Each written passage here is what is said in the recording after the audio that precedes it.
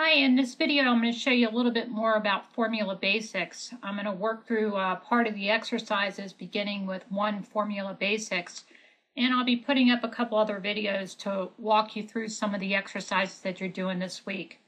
The first thing I want you to do is open up the EO2H1 loans file, and I have that on my screen now. You'll find that under the resource tab of this week's Moodle block. So go ahead and open that up and you can work as you're working along with this video.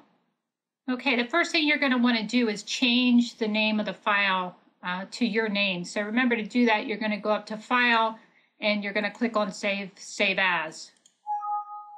And of course, we have to enable editing to do anything with the file. So I'm going to click on Enable Editing or Enable Setting, and that remove that top button there. And then we can go ahead and save it on your desktop.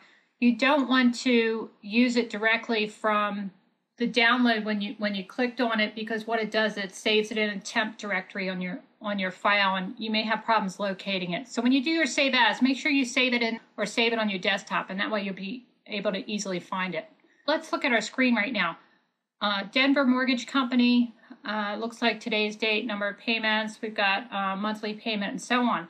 Okay, one thing I want you to do when you first open up a worksheet is to really look at the aspects of what's happening on the screen. What are they trying to do?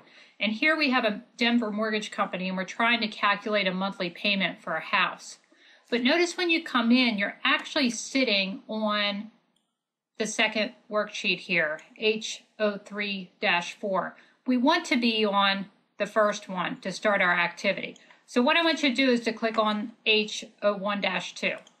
And when I do that, notice that this spreadsheet is completely different from the other one. This gives us the amount financed, the number of payment periods, the finance payoff year, and if we go down further on, and I'm just scrolling down, summary statistics, your total, your average, your medium, lowest, and highest. Now this portion of the spreadsheet is the same formulas that we did in our past exercises with when we work with formulas, and the same with this first one, amount financed.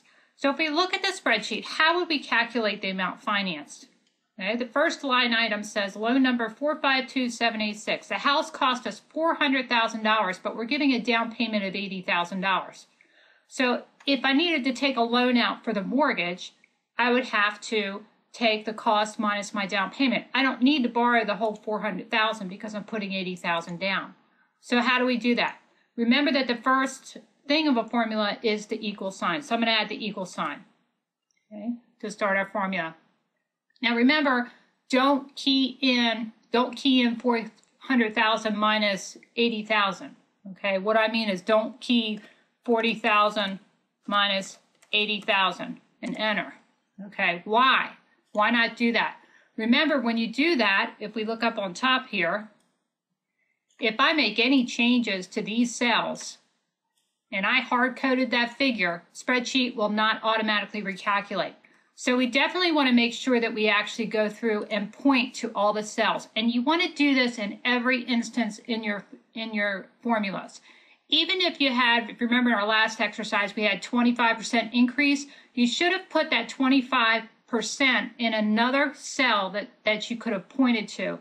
That way you could automatically change it to 45% or 50%, and it would automatically recalculate your entire worksheet. So that's the goal of this. So on this, we want to actually take our equal sign. Let's put that back. We're going to go B8, and we're going to minus off our down payment. And I'm going to hit enter. And that should give us our value for the amount financed. So I really only need to borrow $320,000 to purchase this house. Okay, and for this particular exercise, we can use the fill handle. And we can use it because we're using a relative cell reference. And what I mean by that is when we actually click on this and copy it down, if you notice up on here, we have the B8 minus C8. Each time I move it down to the next cell, it's going to change that value. So now if I clicked on, I just clicked on, let me do that again. I went back, and let me go back there, back. Notice I grab the fill handle by getting the small plus sign and I drag it down. Now if I click on D9, notice up on top it actually changed, right? It changed to B9 minus C9, and so on all the way down. Okay. The reason for that is when you use that fill handle, it copies and changes the value. Okay. To avoid changing that value, you need to use the absolute resolution on that. And let's use the fill handle down. Notice the values came out correctly because it's saying when you're looking at your mixed value, it's saying I want to use column B, but I want B5, the 5 aspect, to stay the same. So either one of these mixed or the absolute would have worked in this particular situation. Okay, so now let's go to column I and look at the percentage finance. Let's do this equals I8 divided by B8. I'm going to click on B8 and hit enter. Oops, error, Circular reference warning. We got a circular reference warning on that.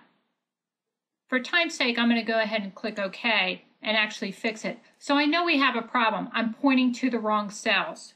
So the correct formula that we're looking for is equals, because I want to take B8, I want to take the house cost, right? Oh, actually, no, I want the amount financed first. So let's go back. I want D, I want the amount financed. I'm going to divide it by the house cost and hit enter. So that tells me that I'm going to take an 80% loan out on that house. Okay, that's it for the first portion of the exercise. So go ahead and save your file. But before you do that, make sure you fill in all those values we didn't fill in during this exercise, because all of those columns need to be filled in. So you want to make sure you fill in column D, F, and H, and I as part of this exercise. I'll cover function basics under another tutorial because we're running out of time on this one. So click on the function basic video to get some more information on the second portion of this exercise.